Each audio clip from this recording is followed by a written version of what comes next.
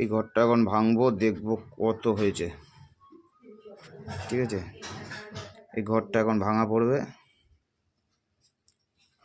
বাবারটাও পড়ছে, আমি ভাবছিলাম চালের টাকাটা দেবো বলে। দা দিয়ে ভাঙতে নেই, হ্যাঁ দা দিয়ে কেন? ভাঙতে নেই। দা দিয়ে নারকেল চুলতে আছে, আর এটা ভাঙতে নেই,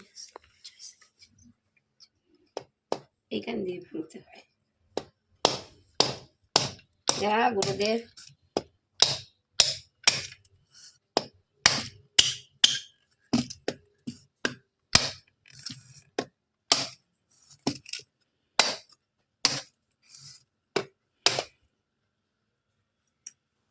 ভরেই নাই, তাদের কাছে চলে আসছিল।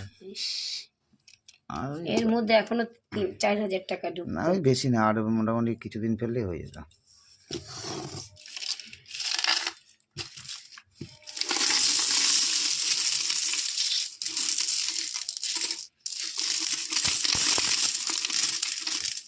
খুচরো পয়সা কে পেয়েছি? ওই হাতের সময় এসে যা মার্কেট দিয়ে যা থাকছে, যা থাকতো তাই এসে ফেলাই দিতাম না, খুচরো পয়সা আছে। এ মা, প্রচুর খুচরো 1 টাকার কয়েন মনে, এটা এই দিয়ে ঘট ভর্তি। পারিস বসতে, একটা দেখুন একটা 100 টাকা নোট রাখতে পারিস না। মার্কেট দিয়ে এসে যা থাকতো ওই পুরো এই করে কেউ ঘট ভরে?